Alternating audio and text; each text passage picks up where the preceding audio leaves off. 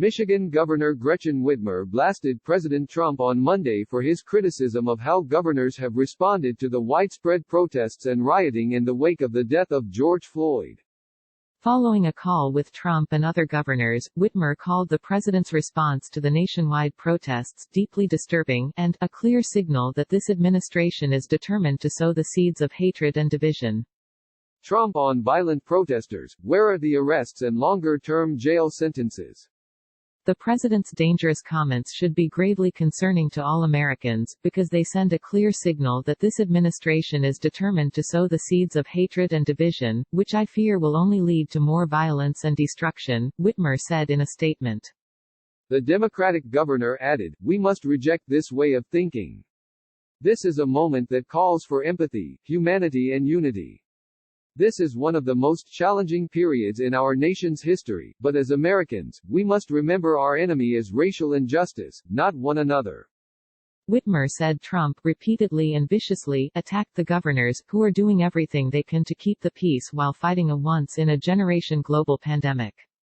Trump, earlier Monday during his call with governors, unloaded on them over how they've responded to the unrest, calling them weak and urging them to dominate. "Most of you are weak," Trump said. "You have to arrest people. You have to dominate. If you don't dominate, you're wasting your time," he said, according to a senior staffer in a governor's office who was listening to the call. "They're going to run over you. You're going to look like a bunch of jerks. You have to dominate." Trump also told local leaders they have to get much tougher on protesters. Trump also promised to clamp down on protests in D.C. "You've got to arrest people, you have to track people, you have to put them in jail for 10 years and you'll never see this stuff again," said Trump. "We're doing it in Washington, D.C. We're going to do something that people haven't seen before." He urged cities like New York, Philadelphia and Los Angeles to take similar measures. The president's fiery demands follow 5 straight days of protests, some of which turned to riots and looting to leave entire city blocks in ruin. On Friday night, Secret Service rushed Trump to an underground bunker as protesters pressed toward the White House. Click here to get the Fox News app. As of Monday morning, at least 4,400 people have been taken into custody nationwide in relation to the chaos, according to an Associated Press tally. Meanwhile, countless more business owners whose livelihoods already have been impacted by the coronavirus pandemic are finding their stores damaged and ransacked.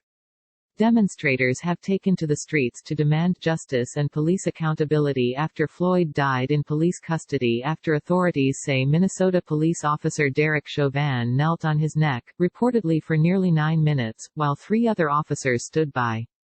Floyd's death came after tensions had already flared after 2 white men were arrested in May for the February shooting death of black jogger Ahmaud Arbery in Georgia, and the Louisville police shooting death of Breonna Taylor in her home in March. While many of the daytime protests have remained peaceful, there has been widespread looting and vandalism occurring either on the fringes of the protests or following them. Fox News' Morgan Phillips and the Associated Press contributed to this report.